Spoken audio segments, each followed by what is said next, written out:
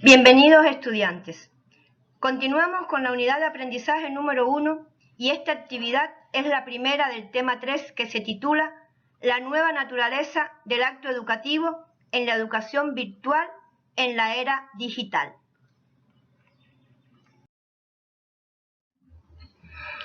La educación es un fenómeno complejo. Es un sistema que exige por parte del profesor la innovación y el desenvolvimiento de procesos interactivos de comunicación y construcción del conocimiento, y por parte del estudiante el estudio autónomo e independiente. En la diapo reflejamos un grupo de elementos que muestran cómo ha evolucionado este proceso. La educación, como este fenómeno complejo, implica la innovación de los profesores, procesos interactivos de comunicación y construcción del conocimiento, y por parte del estudiante, el estudio autónomo e independiente, la autogestión formativa y el trabajo en equipos. Como parte del sistema de educación, la educación superior tiene hoy el reto de la informatización, que implica una mayor flexibilidad en la realización de los estudios universitarios y de posgrado, y que puede aplicarse en cualquier modalidad de los diferentes que existen en el proceso de enseñanza-aprendizaje. La informatización conlleva un aprendizaje abierto, la educación a distancia, virtual y en línea. Hoy existe una relación dialéctica entre la dimensión didáctica y la dimensión tecnológica que sustenta la selección y presentación de los contenidos de enseñanza-aprendizaje. Se hace necesario preparar a los docentes para enfrentar el reto de utilizar la capacidad tecnológica de forma adecuada en el proceso de enseñanza-aprendizaje. Por eso, los ambientes virtuales de aprendizaje se rigen por la didáctica del proceso de enseñanza-aprendizaje en la educación virtual, que tiene tres componentes. Tiene componentes personales, componentes no personales y componentes mediacionales. Entre los personales están la relación docente-alumno, alumno-alumno, grupo docente, docente-docente y el docente con este nuevo rol en la educación virtual de tutor o facilitador. En los no personales están los problemas, objetivos, contenidos, métodos de enseñanza, medios de enseñanza, formas de organización, evaluación, tareas de aprendizaje. Y en los mediacionales tenemos Internet, las redes, las plataformas, las tecnologías, los recursos y herramientas informáticas. Sobre este tema se profundizará en futuras conferencias por parte del doctor Orlando Valera. Estos elementos tenemos que tomarlos en cuenta cuando hablamos de las aulas virtuales. Han existido diferentes entornos de aprendizaje. Así, por ejemplo, si hablamos un poco de historia, en la Academia de Platón el espacio era abierto. Los discípulos se agrupaban según sus intereses, porque según Platón, la luz y el aire mueven las ideas. Con la modernidad, el aprendizaje está fuertemente influenciado por el entorno construido. El diseño de las aulas debe responder a los requisitos para garantizar una correcta visión, audición y ventilación. La disposición de las aulas reproducen estructuras jerárquicas de la sociedad. Y por eso hemos pasado desde escuelas cerradas, prácticamente muy circunscritas a espacios pequeños. Pasamos después a la educación y escuela abierta a partir de la década del 60 del siglo pasado, donde se manejaba que las aulas, por ejemplo, deberían tener diferentes espacios dedicados a diferentes funciones para que el alumno se sintiese más libre de moverse por estos espacios. Contamos también con aulas especializadas, con aulas talleres, con laboratorios. Esta ha sido parte de la evolución que han sufrido las aulas desde el punto de vista arquitectónico y funcional. Hoy llegamos a las aulas virtuales. El primero en hablar de este término fue Rosanne Hill, que planteaba que el empleo de sistemas comunicacionales mediadas por ordenadores para crear un ambiente análogo electrónico de las formas de comunicación que normalmente se producen en un aula convencional era un aula virtual. Y tenemos la definición de Bilbao, que plantea que el espacio virtual implementado sobre una plataforma interactiva donde se desarrolla el proceso de enseñanza-aprendizaje mediado por la tecnología, con un enfoque didáctico caracterizado por la flexibilidad en el manejo del tiempo y los recursos, la comunicación y colaboración entre los participantes. Cuando hablamos de los elementos que componen un aula virtual, tenemos que el elemento central es la información. Cómo transmitirla, cómo gestionarla. Los espacios virtuales son ideales para la innovación y la creatividad, porque nos permiten poner en práctica uno de los principios más viejos de la pedagogía, que es la enseñanza personalizada. Esta enseñanza personalizada parte de un buen diagnóstico a nuestros estudiantes y a partir de ese diagnóstico podremos entonces diseñar materiales y actividades para los diferentes tipos de estudiantes que participen en nuestro curso, ya que unos pueden ser más visuales, otros gustan de la lectura, otros de los mapas. En fin, hay toda una diversidad con la que los docentes estamos acostumbrados a trabajar desde el aula física. Cuando hablamos de distribución de la información, tenemos los materiales que deben de ser diseñados para el aula virtual, deben ser interactivos, tenemos un grupo de herramientas multimedia que podemos utilizar y todos estos materiales deben ser asequibles. Y tenemos la gestión de la información, que conforma un ciclo: recibir la información, chequear los recursos y la bibliografía, comprender la tarea, realizar la tarea y autoevaluarse. El otro elemento que compone el aula virtual es el intercambio de ideas y experiencias. Aquí tenemos mecanismos de comunicación y vías de comunicación. Entre los mecanismos de comunicación ya mencionábamos algunos. Se encuentra la relación entre alumno-docente y entre alumno-alumno. Y las vías de comunicación son muchas. Tenemos el correo electrónico, los foros, el chat, las reuniones y sesiones virtuales sincrónicas, la comunicación a través de los móviles, ¿bien? Y es muy importante para lograr este intercambio de ideas y experiencias el monitoreo de la presencia del alumno en las actividades sincrónicas y asincrónicas. El otro elemento al que nos vamos a referir es la aplicación y experimentación de lo aprendido. ¿Cómo realizar esto? El entorno virtual nos da muchas posibilidades.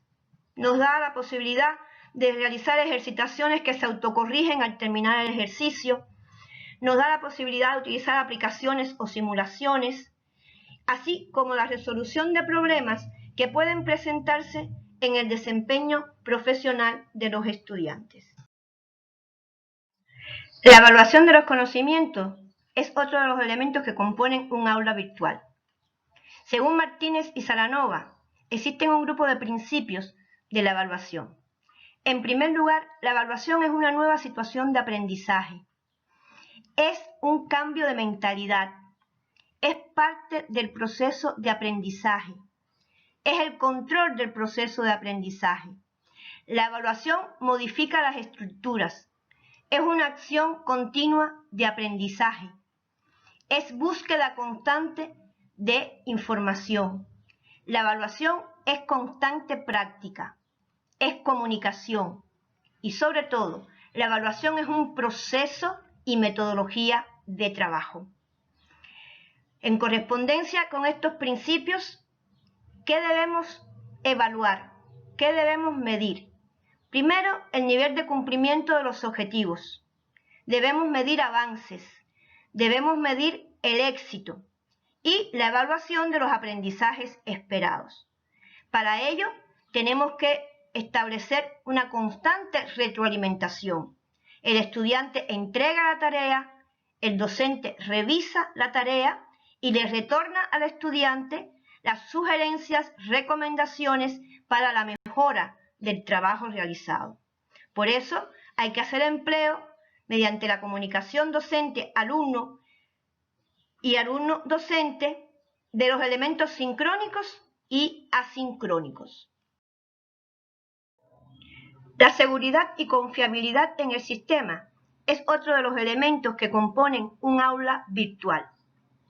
Para que la clase se lleve a cabo en el aula virtual bajo condiciones ideales, el docente debe garantizar que antes de comenzar, todos los alumnos deben alcanzar los requisitos básicos para poder participar del curso y asegurar igual acceso a los materiales educativos, brindando distintas opciones para atender los estilos de aprendizaje de los alumnos y sus limitaciones tecnológicas. El docente tiene que alentar a la comunicación y participación de los alumnos en los foros de discusión, en todas aquellas vías, tanto sincrónicas como asincrónicas, que diseñemos para el aula. Por ello, tenemos que diagnosticar, tenemos que motivar, tenemos que realizar una atención personalizada, tenemos que lograr la eficacia, mantenimiento y ajuste sistemático del sostén tecnológico, proteger los dispositivos y contenidos y proteger la salud y el medio ambiente. Una vez más, tenemos que recurrir a la retroalimentación. Tenemos que lograr una comunicación docente-alumno y viceversa por todas las vías que tengamos a nuestro alcance, tanto sincrónicas como asincrónicas. Ventajas de las aulas virtuales. En esta diapo señalamos algunas de ellas. Supera las limitaciones de tiempo y espacio, desarrolla una amplia cultura computacional, desarrolla un pensamiento creativo y constructivo. La organización del contenido y planificación de actividades docentes son apoyadas con una mayor base tecnológica, proporciona entornos de aprendizaje y trabajo cooperativos, evalúa de forma proactiva a los estudiantes y, sobre todo, el estudiante es protagonista de su propio proceso formativo. Los docentes que actualmente convergen en las aulas son migrantes digitales, a diferencia de sus alumnos que son nativos digitales. Por ello, los espacios y herramientas virtuales son ámbitos que suelen transitar con más incertidumbres que certezas. Por eso, las aulas virtuales también tienen algunas desventajas. Aquí señalamos el insuficiente dominio de las habilidades informáticas en los docentes y en algunos estudiantes, la motivación del alumno, que puede resultar complicada, se reduce en el tipo de relaciones sociales a las que estábamos acostumbrados a establecer en las aulas tradicionales y que tenemos que lograr establecer también en las aulas virtuales, la disponibilidad de las computadoras en tiempo y espacio, y plantea un cambio en el rol tanto del docente como del estudiante, lo cual también aún resulta difícil de asimilar. Tanto docentes como estudiantes en estos momentos necesitan estrategias de autoformación que le permitan un mejor desenvolvimiento en los entornos virtuales. En esta diapo recreamos algunas de esas estrategias de autoformación.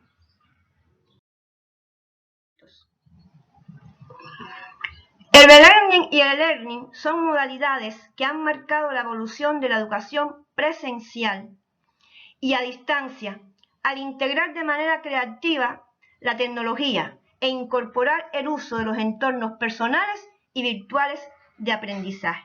Y aquí nos encontramos con el concepto de aula invertida.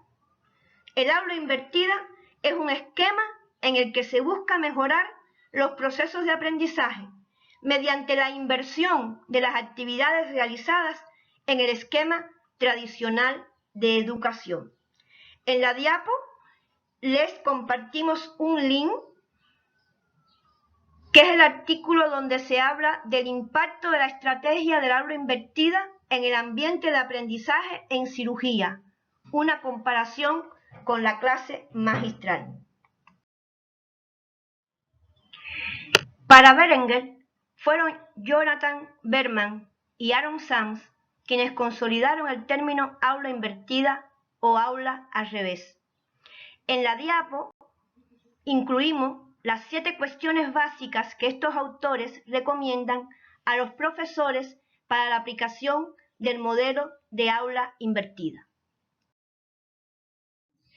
El Parlamento Europeo y el Consejo de la Unión Europea concibe la competencia digital como el uso seguro y crítico de las tecnologías de la sociedad de la información para el trabajo, el tiempo libre y la comunicación, y que se sustentan en las competencias básicas en materia de TIC. En esta línea, las competencias digitales se reflejan en todas las dimensiones de la profesionalización docente, pudiéndose señalar la necesidad de adaptar sus competencias. El marco de competencias de los docentes en materia de TIC tiene por objeto formar a los docentes acerca del uso de las tecnologías de la información y la comunicación en la educación.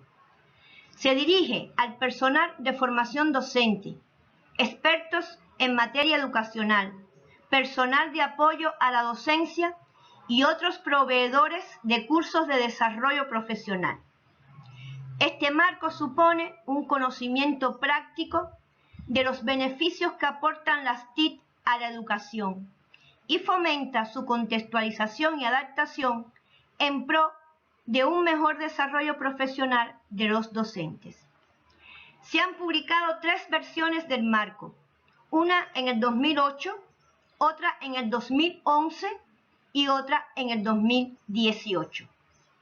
En la diapo presentamos el marco de competencias de los docentes en materia de TIC elaborado por la UNESCO en el 2018. Un grupo de competencias digitales que son necesarias para que el docente pueda desempeñarse en su práctica pedagógica. No son competencias pedagógicas, son competencias digitales. Debe entenderse por competencia digital lo referente a la convergencia de las tecnologías de computación y de comunicaciones para generar medios que estén disponibles en Internet, la web o en cualquier plataforma que los incluya. La competencia digital, desde una perspectiva funcional para el docente universitario, significa su aproximación a una adecuada integración de las TIC en su función docente. En muchos documentos, cuando se hace referencia a las competencias digitales, no se diferencian grupos sociales ni personales. Incluso hay clasificaciones muy simples que las dividen en básicas y avanzadas. Y en parte tienen razón, porque las competencias digitales deben ser alcanzadas por todos los ciudadanos para una correcta comunicación y desempeño en el mundo contemporáneo. El Marco Europeo de Competencias Digitales para la Ciudadanía, también conocido como DICCOM, establece diferentes áreas de competencias que deben lograr los docentes. La primera área de competencia es la información y alfabetización digital, que permite navegar, evaluar datos y gestionar datos, información y contenidos digitales. La segunda área de competencia, comunicación y colaboración online, refiere interactuar y compartir a través de tecnologías digitales, la participación ciudadana, la colaboración y el comportamiento en la red, así como la gestión de la identidad digital. En el área 3 se habla de la creación de contenidos digitales. Y entonces aquí tenemos el desarrollo de contenidos, la integración y reelaboración de contenido digital, los derechos de autor y licencias de propiedad intelectual hasta llegar a la programación. El área 4 se refiere a la seguridad en la red. Abarca la protección de dispositivos, la protección de datos personales y la privacidad, la protección de la salud y del bienestar y la protección medioambiental. El área de competencia 5 se refiere a la resolución de problemas y habla de la resolución de problemas técnicos, la identificación de necesidades y respuestas tecnológicas, el uso creativo de la tecnología digital, así como identificar lagunas en las competencias digitales.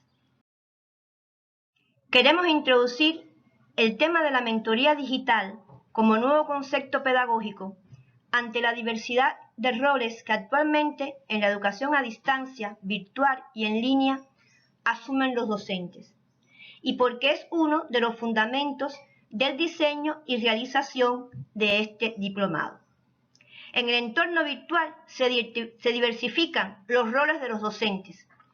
Pueden ser organizador, guía, generador, acompañante, gestor del aprendizaje, orientador, facilitador, tutor, dinamizador, asesor y mentor. La mentoría es un proceso de acompañamiento personalizado, más desarrollador y constructivo como parte de la comunicación educativa. Es una relación de interacción donde estudiante y docente se ponen de acuerdo en tiempos y tareas. Ambos aprenden a través del diálogo y la reflexión. En la mentoría digital se trabajan más los elementos de la personalización a través de herramientas y recursos de carácter sincrónico, estimulando el desarrollo de las potencialidades del alumno y su educación desde una ciudadanía digital.